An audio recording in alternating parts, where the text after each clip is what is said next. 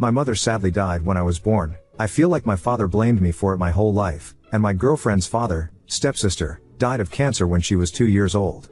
We are both 33 now. Our parents met in kindergarten when we were 4 years old. 2 years later they got married and had our siblings 7 years later. At the beginning of their marriage, both parents treated us well, but as our siblings were born, they left us aside and practically treated us as a nuisance in their family. Due to their lack of affection, my stepsister and I became very close in our childhood and adolescence. We were schoolmates, so we spent most of our time together. My mother's family lives in another city, but they were always interested in me. I used to spend my summer vacations with them and I always received gifts and money from my uncles and grandparents because they knew that I was not treated well in my father's house. On the contrary, my stepsister lost contact with her father's family and they were never interested in her. When we graduated from high school, my mother's family offered me to live in their city and pay for my college tuition. My stepsister was unlucky because our parents told us that they couldn't pay for us to go to college because it would be a big expense for them, so she got a part-time job and studied at a public university, which she ended up dropping out to work full-time for being able to run away from home because our parents treated her badly. Clarify that our birthdays were very simple, unlike our brothers who had 80 guests, extravagant decorations and entertainment. Their gifts were ostentatious, but with us they gave us anything worth less than $20. We lost our virginity together, we were our first kiss, we comforted and supported each other. We were very close. When I moved city, we never stopped communicating. So, at times I used to travel to spend weekends with her. When we were 21, my stepsister became pregnant with me. She worked 2 jobs back then to survive. We decided to tell our parents that we would have the baby and I would hold responsible, but they simply disowned us, blamed us for making them look bad to their friends and were ashamed of us for having disrespected them in that way. They turned their families against us and blocked us from their lives. After that, my stepsister fell into depression. I took her with me a week later. We packed her clothes and the most essential things for her. When I got to my grandparents' house I told them what happened. My aunt's family lives with them and they all listened to us.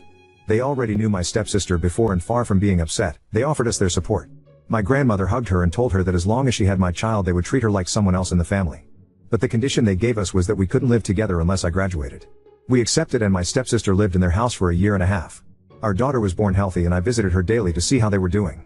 I eventually graduated and we moved in together. My aunt suggested that my stepsister go to a therapist because she has problems due to rejection and lack of a father figure. For our daughter's first birthday we decided to email our parents with photos of her in case they were interested in meeting her, but their response was that they were not interested in anything related to us, nor were they interested in meeting our bastard daughter. From that day on we swore we would never communicate with them again.